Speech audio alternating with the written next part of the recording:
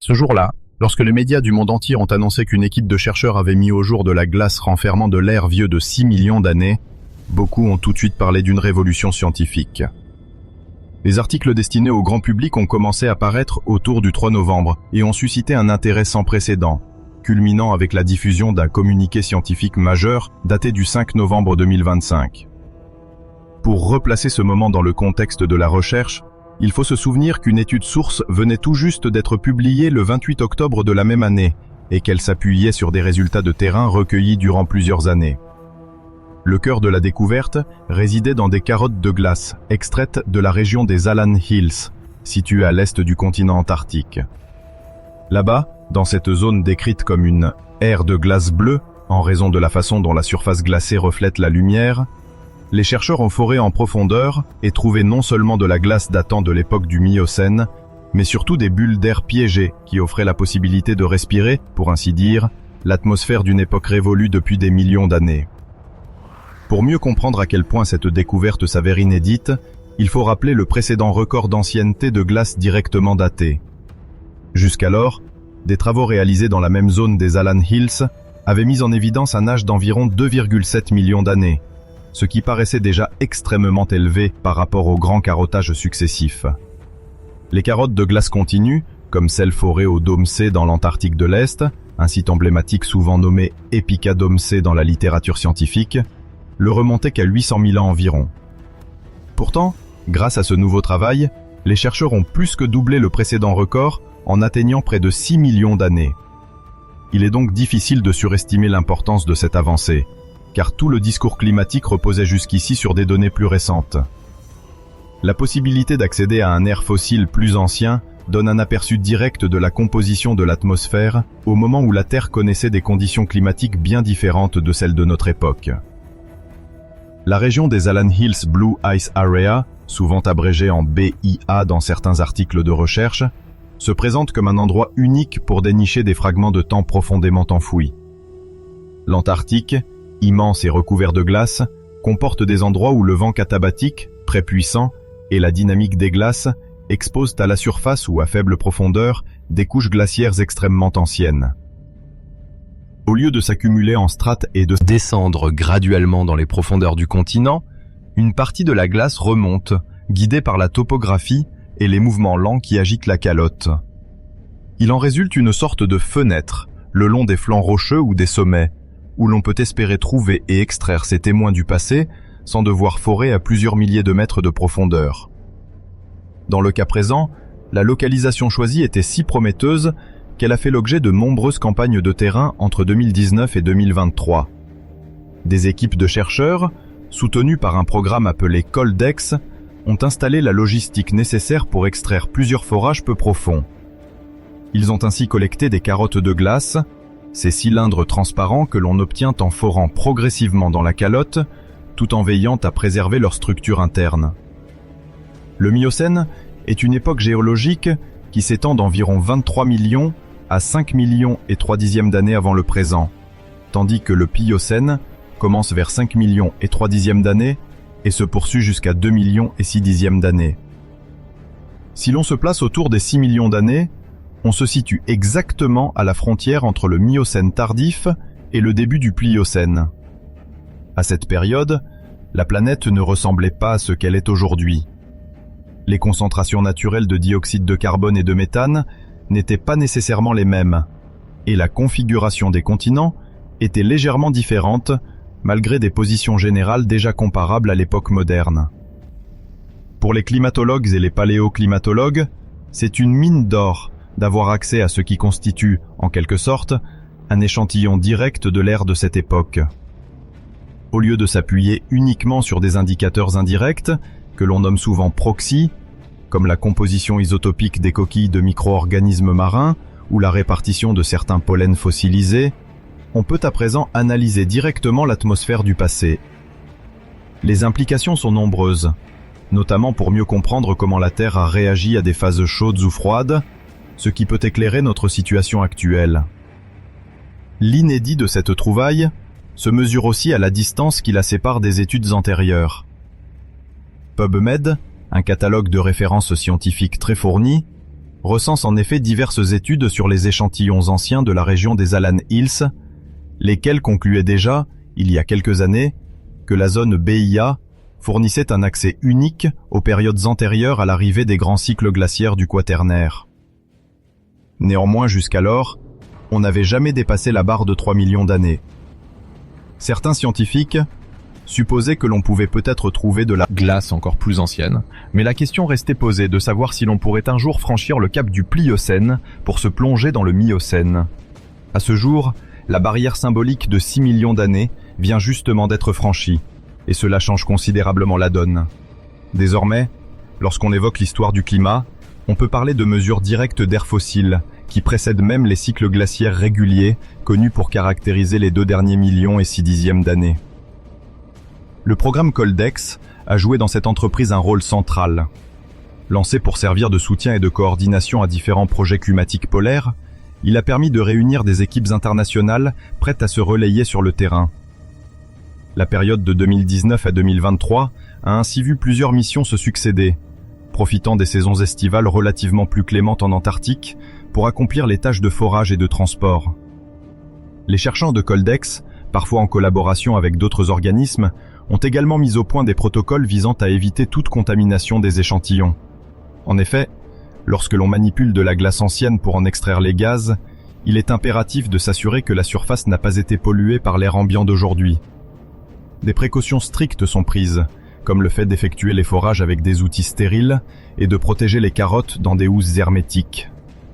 De la même manière, les équipes qui travaillent en laboratoire réalisent des tests de contrôle pour vérifier que le gaz analysé correspond bien à ce qui était enfermé dans la glace, et non à un mélange indésirable. Les études publiées dans des revues spécialisées, qu'il s'agisse de journaux comme Nature ou Science, mentionnent la complexité de la phase d'interprétation, car il faut tenir compte de processus de diffusion ou d'éventuelles fractures microscopiques qui pourraient laisser s'échapper une partie du gaz ancien. Le principe de l'analyse repose sur plusieurs approches complémentaires. Au niveau de la glace elle-même, on réalise des mesures d'isotopes stables de l'oxygène et de l'hydrogène.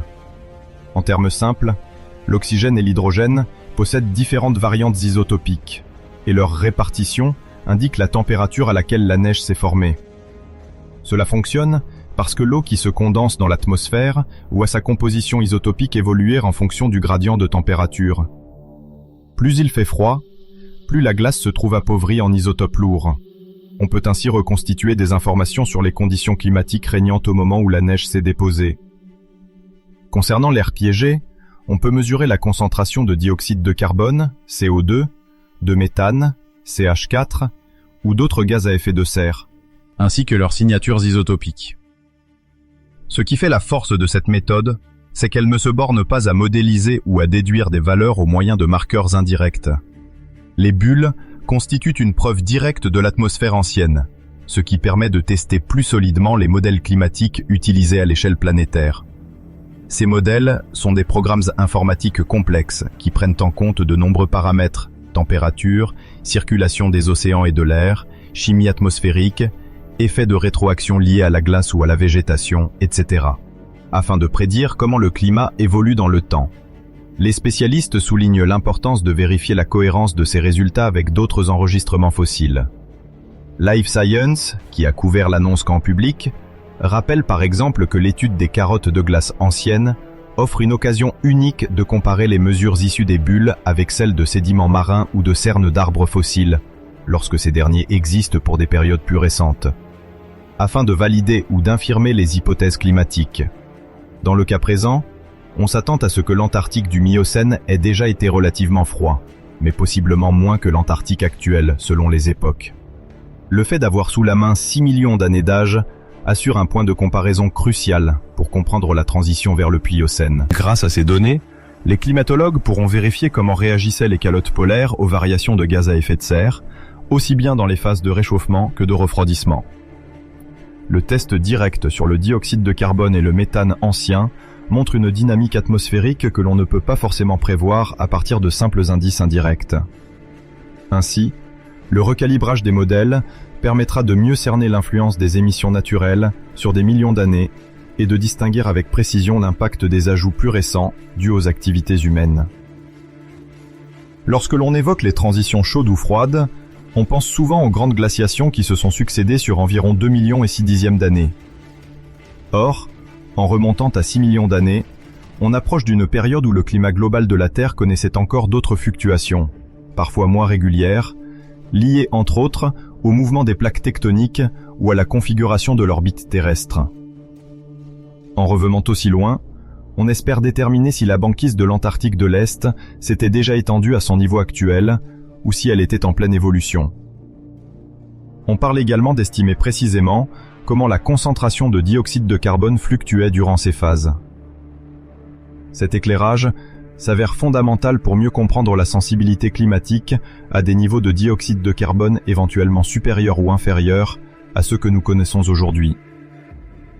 Parallèlement, les chercheurs soutiennent que la poursuite des forages dans la région des Alan Hills pourrait permettre d'aller encore plus loin dans le temps.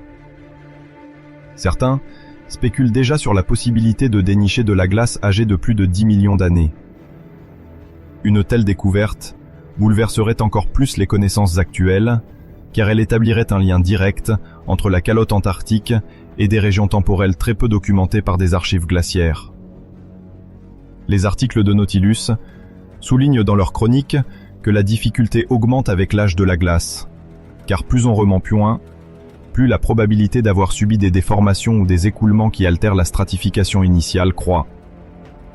Il est donc difficile de trouver et d'assurer la datation fiable d'une glace aussi ancienne, mais la simple perspective d'y parvenir rend la communauté scientifique particulièrement impatiente. On commence par observer une glace dont l'âge dépasse tout ce que l'on avait pu dater jusque-là, et l'on se demande comment il est possible de déterminer qu'elle remonte à plusieurs millions d'années. Dans ces campagnes de recherche en Antarctique, l'une des méthodes clés s'appuie sur la mesure précise de la quantité d'argon 40, un isotope gazeux naturellement présent dans notre atmosphère actuelle, à hauteur d'environ 0,9% du volume. L'idée consiste à évaluer le léger déficit en argon 40 à l'intérieur des bulles d'air piégées dans la glace fossile par rapport à ce que l'on mesurerait dans l'ère moderne. Concrètement, les scientifiques analysent de petits échantillons de glace qu'ils font fondre dans une enceinte sous vide afin de libérer l'air piégé. Ensuite, grâce à un spectromètre de masse, ils quantifient la proportion d'argon 40 et la comparent à un étalon atmosphérique représentatif de l'air récent. Au fil du temps, certains isotopes se désintègrent ou bien se répartissent légèrement différemment dans le réseau de bulles. Si la glace est très ancienne, le degré de déficit en argon 40 sera plus important que dans un échantillon jeune. Cette approche, décrite dans plusieurs articles publiés en revues spécialisées, PNAS, se révèle particulièrement robuste parce qu'elle ne se contente pas d'appuyer la datation sur une corrélation de couches stratigraphiques ou sur des interpolations indirectes. Elle fournit au contraire un point de mesure solide, validé par des croisements d'ailleurs multipliés, la chimie globale de l'échantillon, la stratigraphie comparée à des carottes voisines, ou encore les estimations d'âge qui proviennent d'autres isotopes. Chaque étape de ce contrôle croisé contribue à resserrer la fourchette d'erreur et à confirmer que la glace extraite dans la région des Alan Hills possède bien plusieurs millions d'années d'ancienneté. Une fois la datation assurée avec un degré de confiance satisfaisant, on se tourne vers l'analyse des isotopes stables de l'eau, qui constitue un autre indicateur précieux des paléotempératures. On parle généralement de delta 18 oxygène et de delta D, où D désigne le deutérium, un isotope de l'hydrogène. Pour vulgariser, on peut dire que les molécules d'eau ne contiennent pas toutes exactement le même type d'oxygène ou d'hydrogène. Il existe des variations légères dans leur nombre de neutrons, ce qui se traduit par des signatures différentes. Delta 18 oxygène mesure la proportion de l'isotope oxygène 18 par rapport à l'oxygène 16 majoritaire, tandis que delta D s'intéresse à la proportion de deutérium par rapport à l'hydrogène plus léger. Selon la température qui règne au moment où la neige se forme et selon le trajet des masses d'air qui transportent la vapeur d'eau, ces composés lourds sont plus ou moins appauvris ou enrichis dans la neige qui retombe. Sur de longues échelles de temps, la valeur de delta 18 oxygène et de delta D contenue dans la glace reflète donc les conditions climatiques passées, notamment la température de la source océanique et le refroidissement qui s'opère en se déplaçant vers l'intérieur du continent. Les études menées dans la zone des Allan Hills montrent un résultat frappant. On estime qu'il y a eu un refroidissement d'environ 12 degrés Celsius, ce qui équivaut à peu près à 22 degrés Fahrenheit, depuis environ 6 millions d'années. Life Science.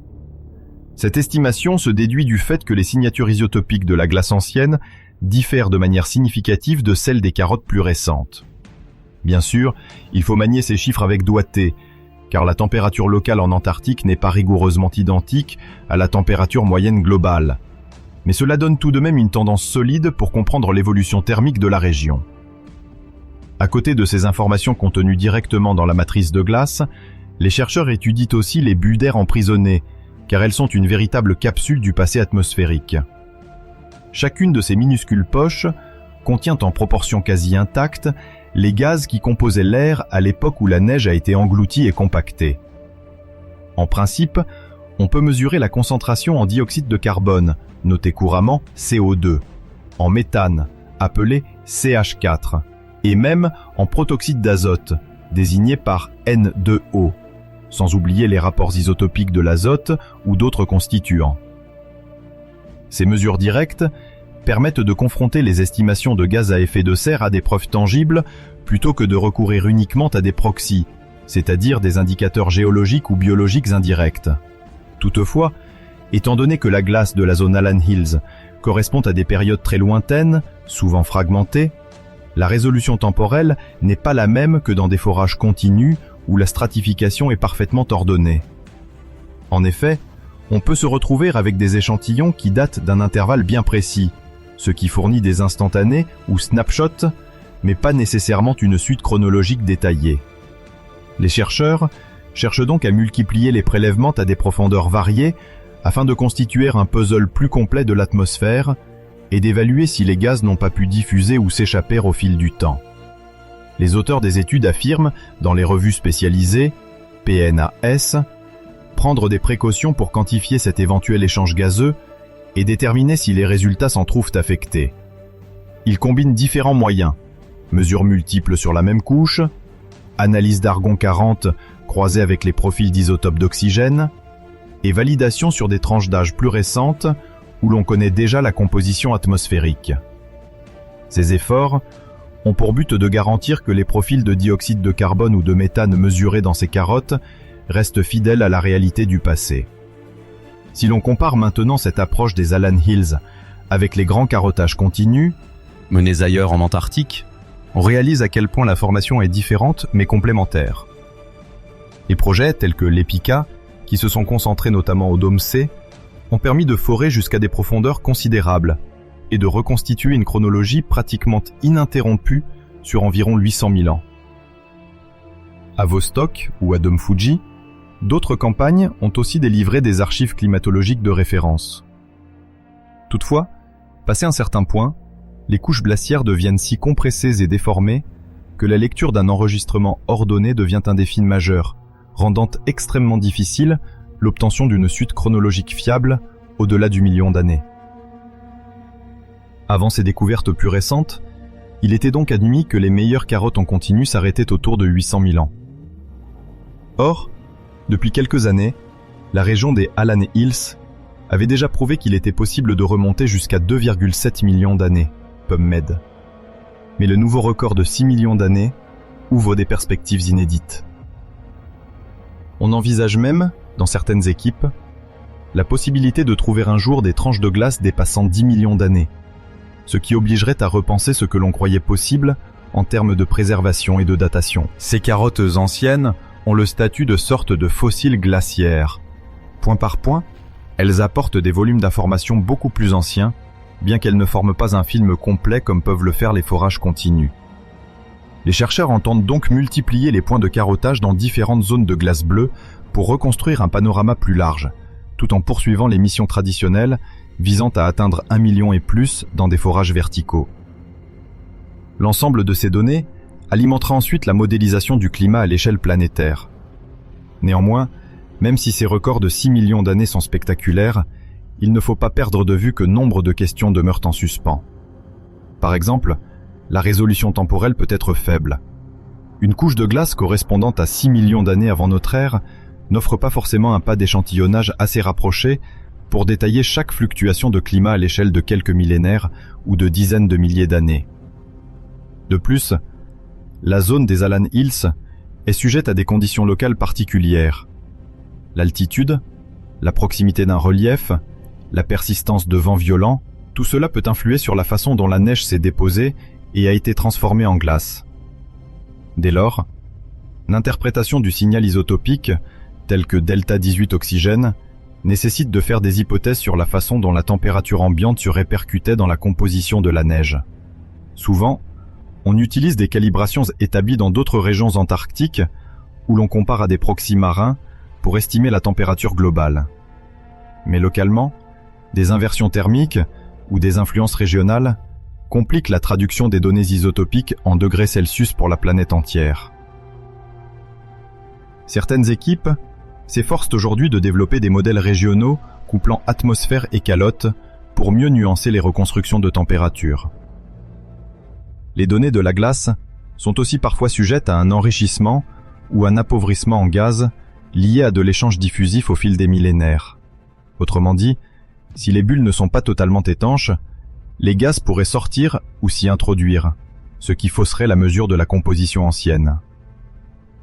Les chercheurs prennent des précautions expérimentales pour cerner ces biais, notamment en analysant plusieurs trous de carottes adjacents et en cross-validant avec des techniques physiques différentes. Par ailleurs, l'obtention de mesures de dioxyde de carbone d'une très grande précision, voire d'une haute définition dans le temps, reste compliquée quand on s'intéresse à des échantillons aussi anciens et aussi limités en volume. Il est fondamental de disposer de suffisamment de glace pour réaliser des analyses répétées, ce qui n'est pas toujours le cas quand on touche à des strates rares et difficiles d'accès. Les auteurs des études publiées, PNAS, évoquent l'idée que, dans les campagnes de forage à venir, on aimerait raffiner la méthode de datation par argon 40 en la complétant par d'autres isotopes encore, et multiplier surtout les points de carotte de manière à constituer une mosaïque temporelle couvrant différents millions d'années. Ils envisagent aussi de développer des techniques de mesure plus sensibles pour mieux isoler le signal de dioxyde de carbone, de méthane et de protoxyde d'azote. Cela permettrait de relier encore plus directement la trace des gaz à effet de serre au changement glaciaire. Dans ce cadre, la zone des Alan Hills n'est sans doute qu'un précurseur. D'autres secteurs des montagnes transantarctiques ou d'autres zones de glace bleue pourraient elles aussi recéler des couches de glace aussi vieilles, voire plus. C'est ainsi que l'on espère trouver tôt ou tard des échantillons datant d'au-delà de 10 millions d'années, même si cela reste spéculatif pour le moment. Enfin, si l'on veut aller plus loin, il faut garder à l'esprit que ces méthodes nécessitent encore des validations et des perfectionnements d'ordre technique. Certains laboratoires perfectionnent la spectrométrie de masse pour analyser des échantillons de glace de plus en plus petits. D'autres peaufinent les modèles de formation de la glace bleue pour anticiper l'endroit exact où aller forer lors de futures expéditions. En parallèle, les chercheurs tentent de mieux comprendre les corrélations entre la valeur de delta 18 oxygène et la température de surface, en tenant compte des facteurs locaux tels que l'évaporation à la source, la saison de précipitation et la trajectoire atmosphérique. Les limites de ces approches exigent donc d'être transparents. On ne peut pas prétendre reconstituer la courbe de température globale au dixième de degré près sur 6 millions d'années à partir de quelques bulles d'air piégées sur une zone unique. Cependant, les avancées récentes, en particulier la datation directe par déficit en argon 40 couplée à la mesure des isotopes de l'eau et des gaz à effet de serre, constituent un saut qualitatif indéniable. Elles ouvrent la voie à une meilleure compréhension de l'histoire long terme de la calotte antarctique, ainsi que des mécanismes de rétroaction climat-atmosphère qui gouvernent l'évolution de la Terre depuis des millions d'années. C'est ce qui fait de ces échantillons fossiles une pièce maîtresse. Ils sont à la fois rares, précieux et indispensables, comme si l'on pouvait enfin mettre la main sur des pages jusque-là manquantes du grand livre climatique. De prochaines décennies d'exploration pourraient bien nous révéler des indices encore plus anciens et, qui sait, repousser le record bien au-delà de ces 6 millions d'années déjà spectaculaires. Il y a plus de 60 millions d'années, avant que l'Antarctique ne se trouve sous une calotte glacée permanente, ce continent était bien différent des paysages hostiles que nous imaginons aujourd'hui. À l'époque du Crétacé tardif, qui s'étend approximativement de 90 à 66 millions d'années avant notre ère, la Terre entière connaissait un climat nettement plus chaud, notamment en raison d'un fort effet de serre. L'effet de serre peut être imaginé comme une gigantesque couverture autour de la planète, car certains gaz de l'atmosphère, comme le dioxyde de carbone ou le méthane, retiennent une partie de la chaleur renvoyée par la surface terrestre et empêchent cette chaleur de se dissiper dans l'espace. Au Crétacé tardif, la concentration en dioxyde de carbone, que l'on abrège souvent en CO2, était beaucoup plus élevée qu'aujourd'hui, ce qui favorisait des températures moyennes bien plus douces à l'échelle de la planète. Ainsi, même dans les régions polaires, y compris l'Antarctique, les températures moyennes pouvaient parfois avoisiner plusieurs degrés Celsius au-dessus de zéro, créant un environnement qui paraîtrait surprenant pour un œil moderne, habitué à voir des glaciers et de la neige éternelle. À cette époque, l'Antarctique n'était pas une vaste étendue stérile et glacée. Au contraire, il s'agissait d'un territoire boisé et humide, où poussaient des forêts denses et luxuriantes, composées d'arbres adaptés à un climat alors plus tempéré. Les précipitations, elles aussi plus importantes, entretenaient la fertilité de ces terres situées dans l'hémisphère sud. Les scientifiques ont découvert de nombreux indices révélant ce passé verdoyant, notamment des fossiles de végétaux et des dépôts sédimentaires qui témoignent de l'existence d'arbres géants et d'une flore inhabituellement riche pour ces latitudes. On a même exhumé des souches fossiles prouvant qu'il existait autrefois des forêts où des conifères et des fougères arborescentes se développaient. Cet environnement produisait ainsi l'image d'un continent éloigné de l'aridité et du froid extrême. À la fin du Crétacé, les niveaux marins se trouvaient aussi plus élevés, car les températures globales chaudes impliquaient une fonte partielle ou inexistante des glaces dans d'autres contrées, alimentant des mers hautes qui pouvaient inonder de vastes plateaux côtiers. Tout cela conférait à l'Antarctique le visage d'une terre largement côtière et parcourue de lagunes peu profondes. Ce climat très différent reposait également sur la configuration géologique de la planète. Le continent antarctique était toujours en pleine évolution résultant de la dislocation d'un supercontinent appelé Gondwana. Gondwana regroupait dans un lointain passé plusieurs masses continentales de L'hémisphère sud, dont l'Afrique, l'Amérique du Sud, l'Australie, l'Inde et l'Antarctique. Lorsque cette immense structure s'est fragmentée, chaque bloc s'est peu à peu écarté des autres sous l'effet de la dérive des plaques tectoniques, phénomène qui déplace lentement les continents à la surface de la Terre. Au moment du Crétacé tardif, l'Antarctique commençait déjà à s'isoler et à se rapprocher d'une position polaire, mais il restait encore relativement connecté à d'anciens territoires voisins. Ce n'est que bien plus tard que l'ouverture de certains passages océaniques, comme le passage de Drake, entre l'Antarctique et l'Amérique du Sud, et le passage de Tasman, entre l'Antarctique et l'Australie, a contribué à la formation du courant circumpolaire antarctique, ce grand flux océanique qui encercle aujourd'hui le continent et isole thermiquement l'Antarctique du reste du globe. Durant le Crétacé tardif, ce courant n'existait pas sous sa forme moderne, ce qui laissait circuler de l'eau relativement chaude des régions tropicales vers les hautes latitudes méridionales, rendant possible l'épanouissement de formes de vie inattendues dans ces secteurs polaires. Dans ces conditions de climat clément et de forte humidité, une faune tout aussi étonnante s'épanouissait dans les terres australes. Les paléontologues ont retrouvé traces de dinosaures, dont certains étaient adaptés aux latitudes à forte saisonnalité lumineuse. Même si une partie des dinosaures de l'Antarctique fait encore l'objet de débats et d'investigations, on est certain que des vertébrés terrestres de grande taille vivaient sur ce continent.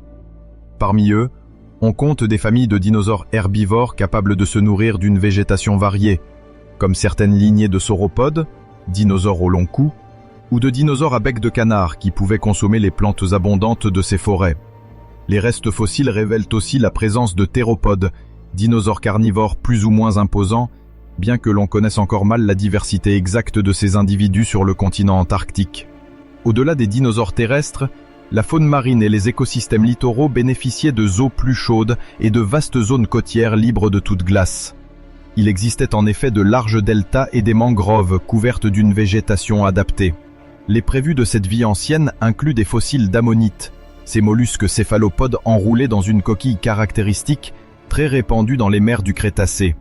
Les ammonites témoignent d'eau relativement tempérée, où elles trouvaient largement de quoi se nourrir. De gigantesques reptiles marins, tels que les mosasaures ou les plésiosaures, fréquentaient également ces espaces marins, traquant poissons et autres proies dans ces eaux méridionales. Ce tableau rappelle que les océans du Crétacé tardif regorgeaient d'espèces spectaculaires, profitant d'une combinaison de niveaux de mers élevés et de températures globales supérieures. Sur les rivages, on pouvait également rencontrer des oiseaux aquatiques archaïques, lesquels représentent des formes de transition entre les dinosaures à plumes et les oiseaux contemporains. L'un des exemples les plus connus pour l'Antarctique est Vegavis, dont des fossiles ont été découverts près de la péninsule antarctique. Vegavis était un oiseau ancien qui possédait peut-être déjà certaines caractéristiques anatomiques comparables à celles de certaines espèces d'oiseaux actuelles. Les courtes périodes d'obscurité en hiver, la lumière prolongée en été et un climat plus doux que prévu expliquent que de telles créatures aient pu survivre et prospérer dans ces latitudes élevées. Les berges, largement dégagées de glace, formaient des lagunes ou des estuaires marécageux où toutes sortes d'oiseaux aquatiques pouvaient s'établir et se déplacer aisément à la recherche de nourriture. Les campagnes de fouilles ont peu à peu révélé cette richesse biologique avec des ossements dispersés, des dents fossiles et même des indices de zones de nidification, prouvant que ces animaux ne faisaient pas qu'y passer, mais s'installaient durablement dans ces zones littorales. Cependant, le Crétacé tardif n'était pas seulement une période idyllique où la vie s'est développée sans contrainte. Des fluctuations climatiques existaient déjà, parfois liées à des variations de la tectonique des plaques ou des cycles de rétroaction complexes entre l'océan, l'atmosphère et la végétation. Les volcans, plus actifs dans certaines zones, rejetaient aussi d'importantes quantités de dioxyde de carbone et d'autres gaz influençant le climat. Les écosystèmes, bien que florissant sous la douceur relative de ces latitudes australes, devaient faire face à des aléas naturels pouvant provoquer des épisodes de refroidissement localisés ou de perturbations dans les chaînes alimentaires marines. Il n'empêche que, sur l'échelle du Crétacé tardif étudié dans sa globalité, l'Antarctique offrait aux espèces vivantes une zone propice à l'installation d'une biodiversité éloignée du froid polaire d'aujourd'hui. Les chercheurs tentent de mieux comprendre cette époque grâce à la géologie et la paléontologie, étudiant à la fois les roches, qui renferment des sédiments marins et des formations continentales, et les fossiles, qui apportent des indices sur la variété d'espèces à carapace, à coquilles ou à squelette interne. Chaque nouvel indice contribue à peindre le décor d'un continent qui, loin de l'impression de désert blanc, offrait une mosaïque de biotopes. Les terres alors relativement basses et proches du niveau de la mer, combinées à une élévation globale des océans due au climat chaud, créaient des plaines côtières immenses et souvent humides, où prospéraient insectes, amphibiens, reptiles terrestres et académies de micro-organismes marins venant parfois s'aventurer dans les eaux saumâtres. Le concept d'un Antarctique connecté au reste du monde par des corridors marins plus larges qu'aujourd'hui est essentiel pour comprendre la faune dite prémoderne qui l'habitait. Les paléogéographes, qui étudient l'évolution de la géographie au cours des temps géologiques, analysent avec minutie la distribution des continents et des courants océaniques pour déterminer les routes de migration potentiellement empruntées par différentes lignées animales. Au Crétacé tardif, l'ouverture progressive du sud de l'océan Atlantique avait déjà commencé, mais le passage de Drake entre la pointe sud de l'Amérique du Sud et la péninsule antarctique n'était pas encore pleinement formé. Il existait néanmoins suffisamment de voies océaniques permettant la circulation d'espèces marines, tandis que sur Terre, la faune pouvait transiter par des ponts continentaux intermittents. Graduellement, avec la poursuite de la dérive des plaques, ces liens se sont rompus, conduisant l'Antarctique vers une plus grande isolation et, ultérieurement, vers un isolement thermique renforcé qui a préparé l'avènement de l'environnement gelé que nous connaissons. Ce processus d'isolement progressif a aussi façonné la dynamique des courants marins. Les scientifiques estiment que dans les ères ultérieures, une fois le passage de Drake complètement ouvert et le passage entre l'Australie et l'Antarctique finalisé, un fort courant circumpolaire antarctique a pu se mettre en place. Il s'agit d'un courant qui tourne autour de tout le continent, très efficace pour maintenir un système de refroidissement polaire, car il empêche les eaux plus chaudes, venues des tropiques, de réchauffer trop le pôle sud. Au Crétacé tardif, la configuration était donc différente. Les eaux des latitudes plus basses pouvaient encore pénétrer en direction de l'Antarctique, apportant de la chaleur et favorisant un climat humide, compatible avec l'existence de forêts et de systèmes fluviaux. Cela explique pourquoi on a retrouvé dans les sédiments des signatures chimiques propres à un apport d'eau marine relativement chaude, mettant en évidence l'absence des grandes barrières thermiques que sont devenus les remparts océaniques modernes. Cette dynamique a conditionné la répartition des êtres vivants. Les reptiles marins, comme les pliosaures ou les mosasaures, qui pouvaient mesurer plusieurs mètres de long, atteignaient l'Antarctique en nageant depuis d'autres bassins océaniques plus au nord. Les ammonites, elles, proliféraient dans ces eaux riches en plancton, et leurs coquilles finissent abondamment piégées dans les dépôts marins du Crétacé. Les oiseaux primitifs, en particulier ceux apparentés à la lignée des anatidés et d'autres groupes aquatiques, pouvant prendre leur envol sur de longs trajets, pouvaient aussi investir les berges antarctiques où ils trouvaient des conditions hospitalières. Les couches géologiques situées au nord de la péninsule antarctique et dans certaines zones plus intérieures révèlent aujourd'hui des fragments osseux, des empreintes pétrifiées et des sédiments témoignant d'une eau libre de glace sur de vastes étendues, au moins durant les périodes plus chaudes de ces époques anciennes. Les fossiles constituent la principale source tangible qui nous permet de recomposer ce puzzle. Parfois, les découvertes sur le terrain paraissent anodines au premier coup d'œil. Un fragment d'os poli par les vagues, une dent isolée ou une coquille brisée prise dans un morceau de roche. Puis, après des analyses minutieuses en laboratoire, qui incluent l'étude de la structure interne, l'identification de l'espèce, la datation précise du dépôt dans lequel on a trouvé l'échantillon, ces fragments prennent tout leur sens. En reliant ces indices entre eux, on parvient à raconter l'histoire d'une Antarctique où la glace n'était pas alors la norme. On apprend aussi que le continent, quoique situé dans un contexte de latitudes australes, connaissait une biodiversité remarquable et entretenait des échanges avec d'autres parties du globe. Les études sur le pollen fossile, par exemple, informent sur la nature de la végétation environnante, tandis que la présence de spores de fougères indique des forêts humides. Les lignes de croissance observées dans le bois pétrifié suggèrent que, malgré tout, il existait un rythme saisonnier, avec peut-être des périodes plus sombres, mais sans atteindre les périodes glaciaires ni les froids mordants des ères postérieures. Il y a environ 34 millions d'années, un basculement profond s'est produit dans le climat de notre planète. À cette époque, la Terre émergeait d'une période plus chaude appelée Éocène, caractérisée en grande partie par des températures globales plus élevées qu'aujourd'hui et par une forte concentration de dioxyde de carbone dans l'atmosphère. Cette concentration élevée de dioxyde de carbone favorisait un effet de serre puissant qui maintenait une grande partie du globe dans des conditions chaudes, avec des pôles relativement dénués de calottes glaciaires permanentes. Les forêts s'étendaient à des latitudes plus élevées qu'aujourd'hui et la circulation des océans n'était pas encore configurée comme nous la connaissons. Cependant, en l'espace de quelques millions d'années, la tendance générale s'est inversée et une baisse marquée de la concentration de dioxyde de carbone a coïncidé avec une profonde réorganisation des courants océaniques de l'hémisphère sud. C'est ce moment charnière qui a ouvert la voie à l'installation du principal courant circumpolaire autour de l'Antarctique et qui a conduit à une chute rapide des températures polaires, suivie de l'établissement des premières calottes glaciaires pleinement stables sur le continent antarctique. Pour comprendre la signification de ce refroidissement polaire, il est essentiel de revenir sur les conditions préalables à cette bascule. Durant le milieu et la fin de l'Éocène, la Terre se trouvait encore dans une configuration dite serre, dans laquelle l'absence de glace importante au pôle renforçait la capacité de l'atmosphère à piéger la chaleur. L'Antarctique, alors attaché aux blocs continentaux qui formaient autrefois le Gondwana, n'était pas totalement isolé sur le plan océanique. Certaines voies maritimes n'étaient pas encore ouvertes, ou alors seulement partiellement, ce qui limitait la mise en place de courants circulaires autour des pôles. Le dioxyde de carbone, abondant dans l'air, agissait comme un isolant climatique, retenant la chaleur et empêchant la formation de grandes calottes.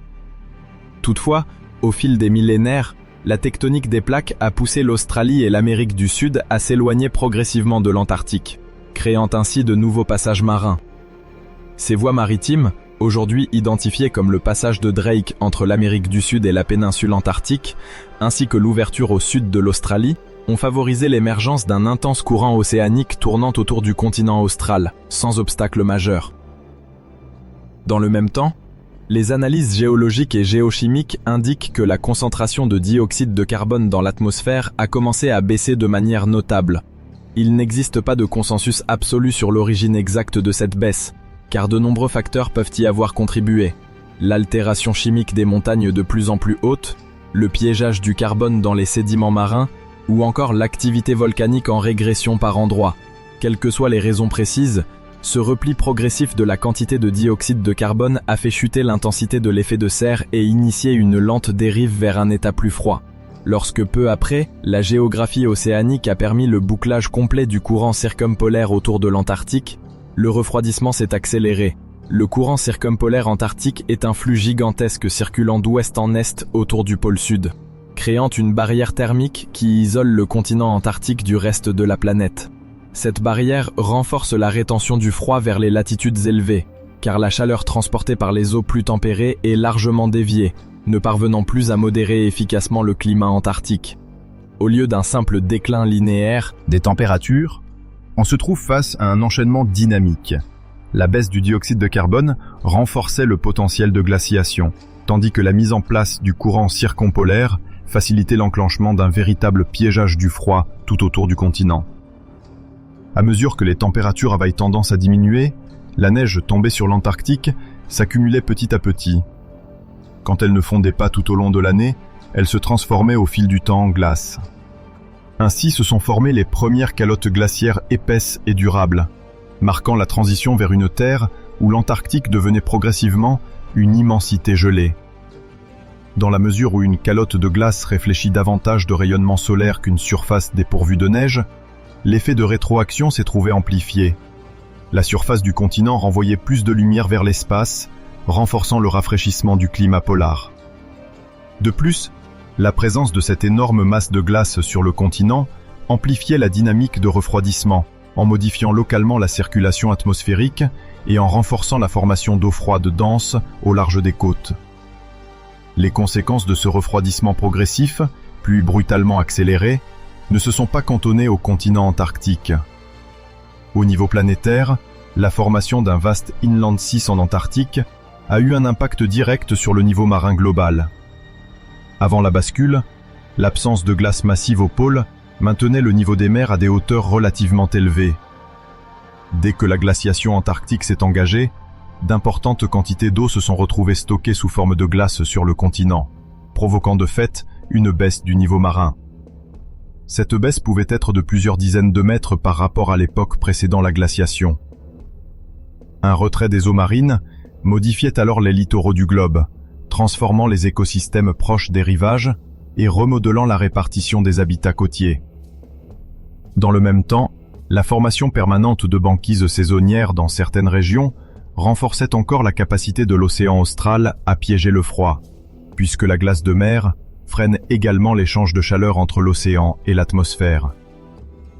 Ce passage de conditions plus chaudes à une configuration polaire se reflète également dans la répartition des faunes et flores. Avant la mise en place définitive des grandes calottes de l'Antarctique, les végétations présentes dans les hautes latitudes pouvaient inclure des forêts tempérées, voire des forêts humides, selon les régions. Les archives fossiles montrent l'existence de flore qui surprendrait quiconque se rendrait aujourd'hui sur la banquise antarctique, avec des variétés d'arbres et de fougères n'ayant évidemment plus leur place dans un environnement qui peut aisément descendre au cœur de l'hiver, jusqu'à des températures bien inférieures à 0 degré Celsius. Qu'au moment où les glaces se sont étendues, de nombreuses espèces végétales incapables de supporter ce refroidissement brutal se sont trouvées contraintes de migrer, de s'adapter sur des échelles de temps géologiques, ou tout simplement de disparaître. Côté faune, les communautés marines du Sud ont connu une réorganisation profonde lorsque la banquise est devenue omniprésente, modifiant la façon dont les nutriments circulent dans l'océan austral et forçant certaines lignées de vertébrés marins à se répartir différemment. Sur Terre, les quelques animaux adaptés à ce milieu glacé ont dû se spécialiser encore davantage, pointant vers une biodiversité polaire plus restreinte, le même que vers une compétition réduite mais plus exigeante dans des environnements extrêmes. Toutes ces preuves de la bascule Éocène-Oligocène ne sont pas spéculatives. Les scientifiques ont fouillé les sédiments marins récoltés dans différentes forations en haute mer, en particulier dans ce qu'on appelle les marges continentales antarctiques. Dans ces forages, il existe des couches successives de sédiments qui conservent la mémoire des conditions paléo-océaniques et paléoclimatiques. En étudiant la composition géochimique de ces sédiments, on peut remonter le temps et décoder les changements environnementaux. Les traces fossiles, telles que les restes de foraminifères, petits organismes marins qui sécrètent une coquille calcaire, se révèlent particulièrement utiles.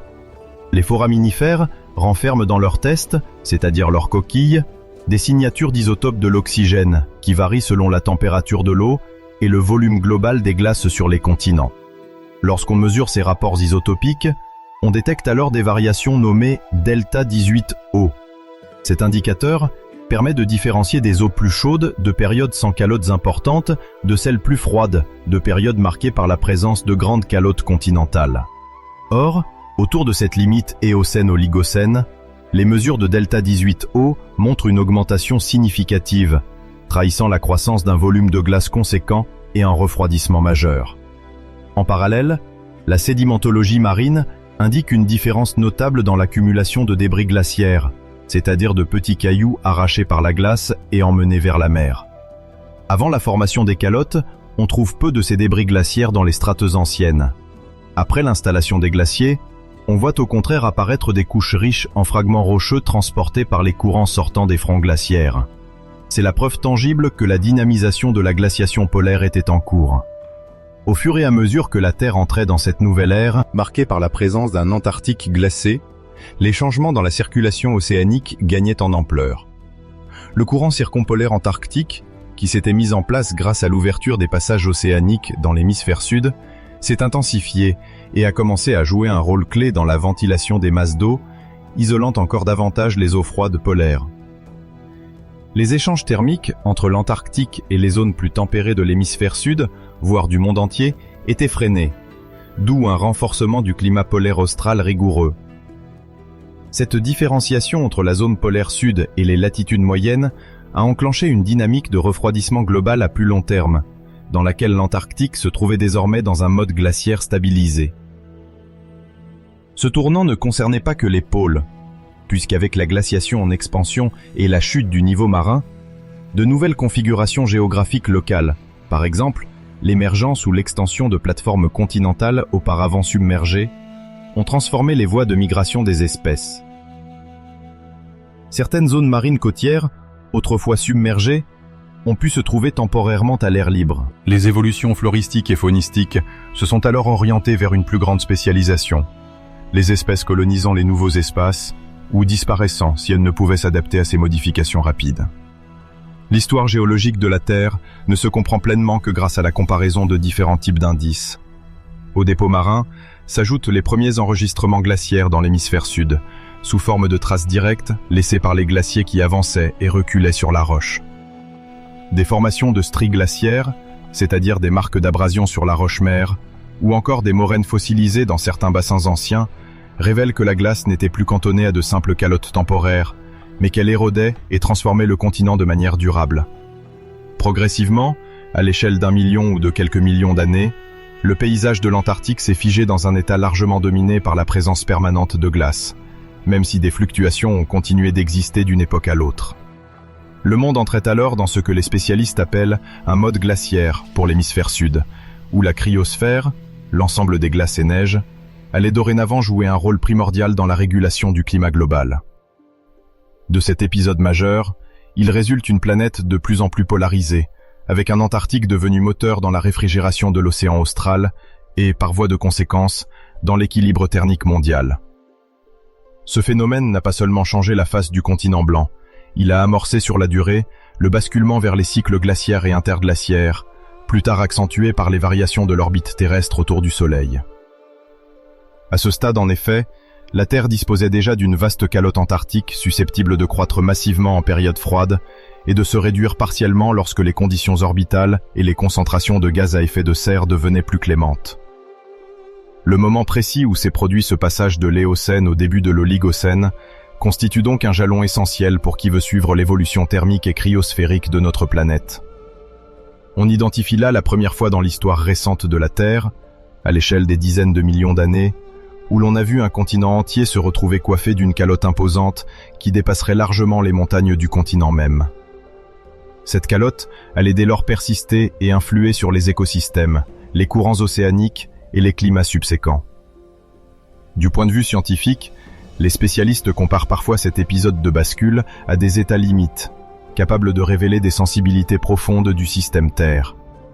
Lorsque la concentration de dioxyde de carbone dépasse un certain seuil, la Terre peut se maintenir dans un état plus chaud. Mais si le dioxyde de carbone chute, l'équilibre bascule et s'oriente vers la mise en place d'une glaciation.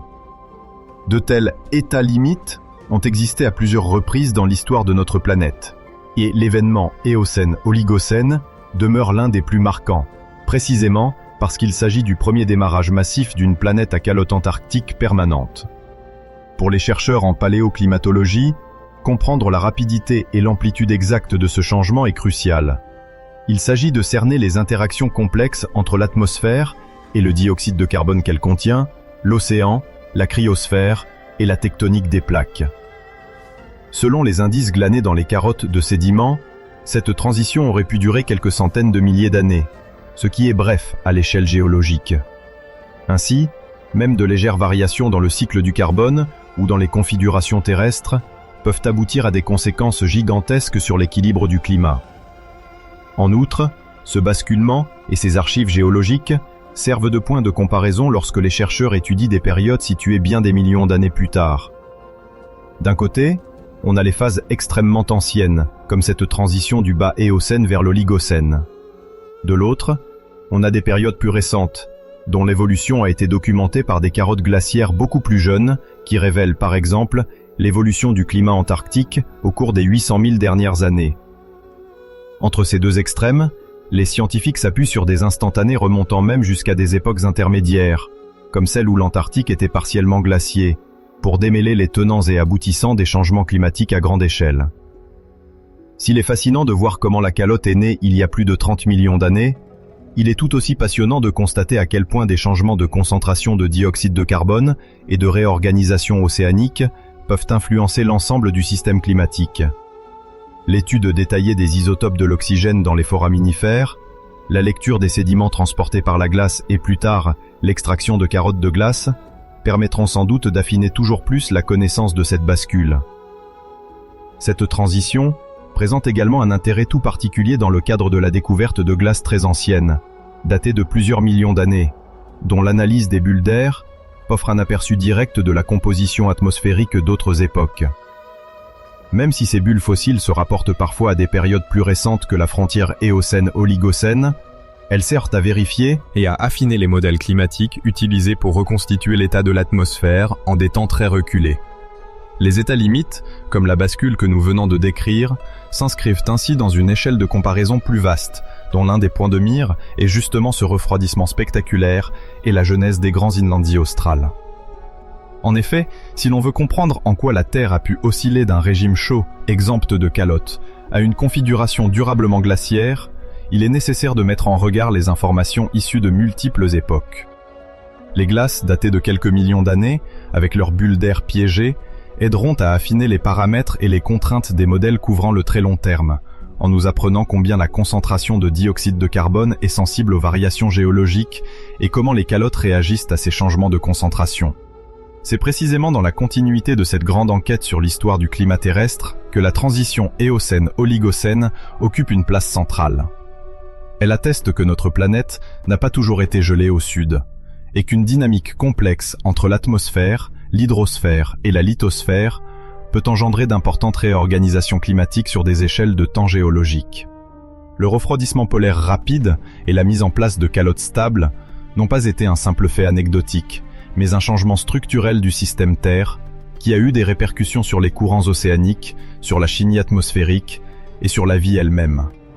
Les faunes marines ont été contraintes de s'adapter aux nouvelles conditions de productivité autour d'un pôle qui s'isolait de plus en plus, et les flores terrestres, dans la mesure où elles ne pouvaient migrer aux vitesses exigées par le changement climatique, ont parfois laissé la place à des déserts de glace, où seules subsistaient des formes de vie microscopiques ou microbiennes.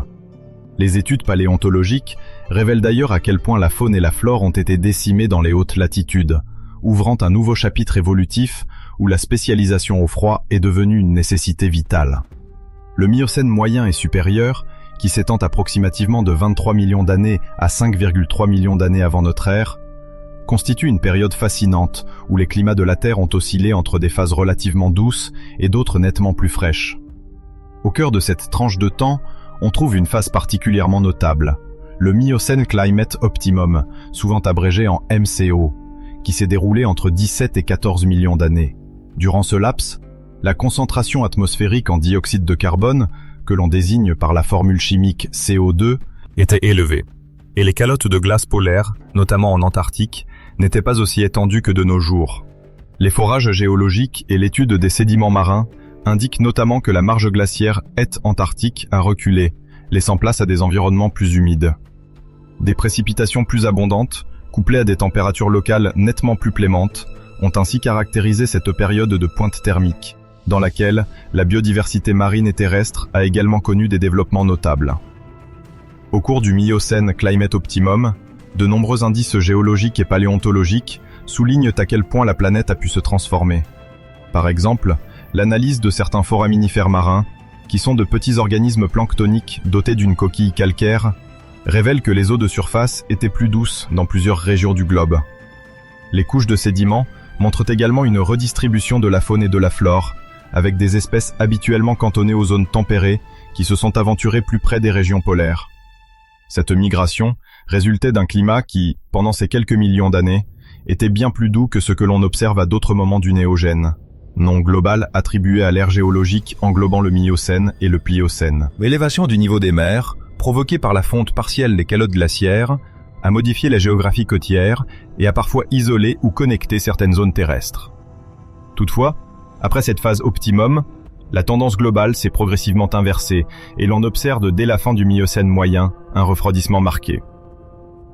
Les causes de cette réorientation climatique sont multiples et incluent une baisse des teneurs en dioxyde de carbone dans l'atmosphère, des évolutions dans la circulation océanique mondiale, ainsi qu'une réorganisation des grands courants marins. Dans le contexte antarctique, cette période de retour à des températures plus basses s'est traduite par une réextension progressive de l'inlandsis, c'est-à-dire de la vaste calotte de glace continentale qui recouvre la majeure partie de l'Antarctique orientale.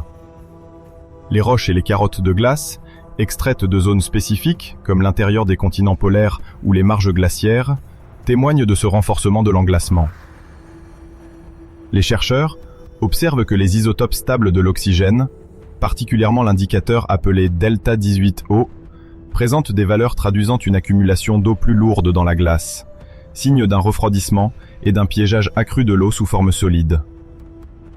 À partir de cet instant, la Terre entame une trajectoire qui, à la fin du Miocène, aboutit à une configuration relativement similaire à celle qui prévaudra par la suite, avec de vastes régions polaires gelées et un climat mondial globalement plus stable, toutefois ponctué de fluctuations importantes.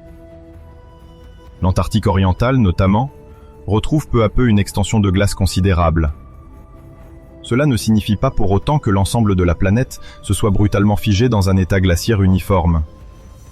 Les environnements terrestres, la topographie naissante de chaînes de montagnes et l'ouverture ou la fermeture de passages marins, tels que le détroit de Drake, restent autant de facteurs qui modulèrent les effets du refroidissement à l'échelle locale et régionale.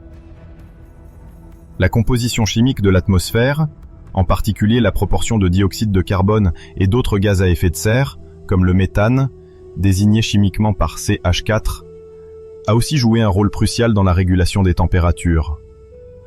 Pour comprendre en détail ces dynamiques, les scientifiques accordent une attention spéciale aux bulles d'air préservées dans la glace ancienne. Ces petites poches gazeuses se formaient jadis lorsque la neige s'est accumulée, puis a été lentement compactée pour se transformer en glace. Chaque minuscule bulle renferme un échantillon de l'atmosphère du temps où elle s'est retrouvée piégée. Dans le cas d'une glace datant du Miocène, cela signifie que nous détenons littéralement des fragments d'air vieux de millions d'années, ce qui donne accès à des informations directes sur la concentration en dioxyde de carbone, en méthane et en éventuelles traces d'autres gaz présents à l'époque. Cette capacité à inhaler l'air fossile apporte une confirmation ou une nuance capitale aux estimations calculées par d'autres méthodes, notamment l'étude des sédiments marins ou l'examen de la composition isotopique des microfossiles. Au lieu de déduire la teneur de l'atmosphère à partir d'indices indirects, l'analyse de l'air ancien nous livre le contenu chimique exact de la troposphère du passé, un peu comme si nous pouvions remonter le temps et effectuer des mesures directes avec un instrument sophistiqué. Dans la région d'Allan Hills, située en Antarctique de l'Est, des campagnes de forage ont récemment dévoilé des carottes de glace qui remontent jusqu'à environ 6 millions d'années. Cette découverte permet de plonger dans la fin du Miocène supérieur, c'est-à-dire un intervalle où la planète affiche déjà une tendance au refroidissement global, tout en conservant encore certaines caractéristiques héritées du Miocène Climate Optimum. Les mesures d'isotopes, telles que le delta 18O, y affiche des valeurs relativement basses, parfois interprétées comme révélatrices d'un climat plus froid. Néanmoins, lorsqu'on se concentre spécifiquement sur les environs d'Alan Hills, il est crucial de rappeler que plusieurs facteurs peuvent influencer ces signatures isotopiques au niveau local. Par exemple, l'altitude à laquelle la glace s'est formée peut affecter la composition isotopique de l'eau. Plus l'on s'élève en altitude, plus le rapport entre les isotopes lourds et légers de l'oxygène tend à diminuer, reflétant des températures de condensation plus basses. Ainsi, si la région d'Alan Hills était plus élevée qu'aujourd'hui, ou si les précipitations provenaient de masses d'air ayant franchi des barrières topographiques, la neige qui s'y déposait aurait sans doute un delta 18O plus faible, même en l'absence d'un refroidissement majeur. Un autre élément à prendre en compte est le phénomène d'advection, c'est-à-dire le transport d'air et d'humidité depuis des zones géographiques particulières. Dans les régions polaires, les vents katabatiques, qui s'écoulent depuis les hauteurs centrales de l'Antarctique vers la côte, peuvent amener de l'air très froid et sec, contribuant également à abaisser le delta 18O de la neige qui tombe. De plus, des inversions de température, assez fréquentes sous ces latitudes, peuvent piéger des couches d'air froid à proximité du sol, ce qui influence non seulement les conditions météorologiques locales, mais aussi la signature en isotope de l'oxygène observée dans la glace. Ainsi, quand les scientifiques interprètent la valeur du delta 18O d'une carotte polaire, ils doivent garder à l'esprit les conditions topographiques et atmosphériques de l'époque, plutôt que le conclure immédiatement à un refroidissement général de la planète. C'est la combinaison de multiples indices, tels que la présence de certains minéraux provenant de poussières continentales, la composition chimique des bulles d'air ou encore la répartition des différents isotopes de l'hydrogène, qui permet d'avoir une vision plus précise du contexte. Toutes ces considérations mettent en lumière l'intérêt capital des bulles d'air piégées dans la glace Miocène pour reconstituer les changements climatiques à grande échelle. Grâce à ces réservoirs de gaz antiques, il devient possible d'évaluer directement les niveaux de dioxyde de carbone, CO2, et de méthane, CH4, deux acteurs majeurs de l'effet de serre et de la régulation de la température terrestre.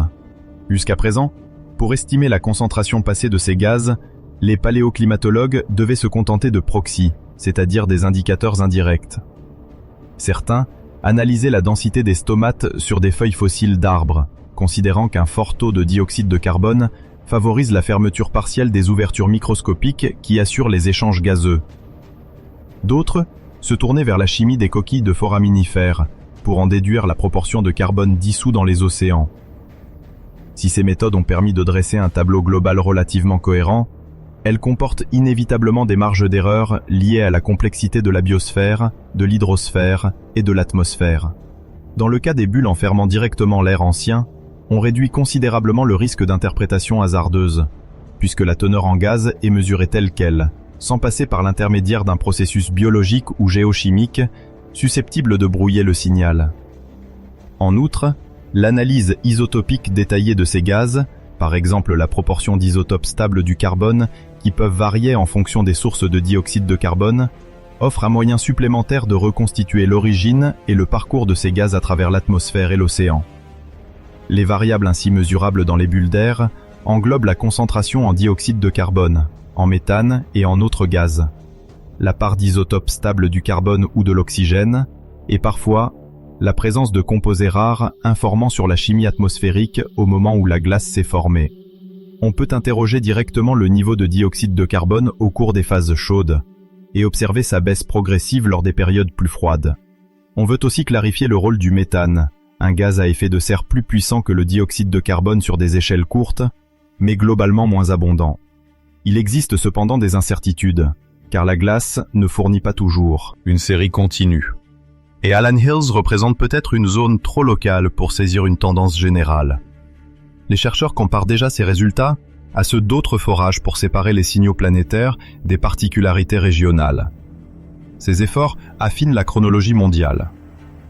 Il y a entre 5 300 000 années et 2 600 000 années, la Terre traversait une époque que l'on appelle le Pliocène.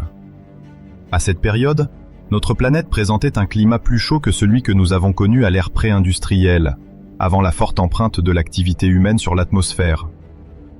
Les chercheurs estiment que la température moyenne globale se situait alors environ 2 à 4 degrés Celsius au-dessus de ce qui prévalait sur Terre juste avant l'industrialisation. Une telle différence peut sembler modeste lorsqu'on la compare aux variations quotidiennes que nous vivons.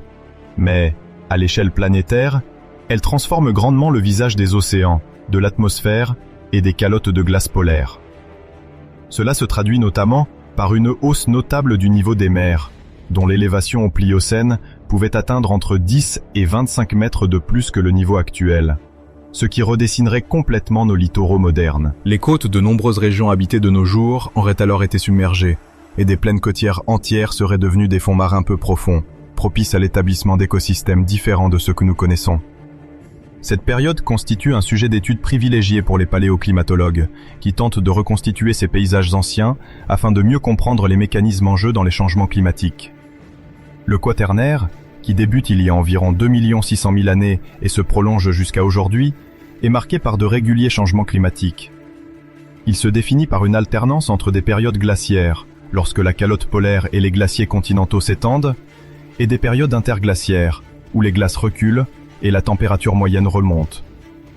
Cette rythmique résulte en grande partie des variations dans les paramètres de l'orbite terrestre, mise en évidence au XXe siècle par le mathématicien Milutin Milankovitch.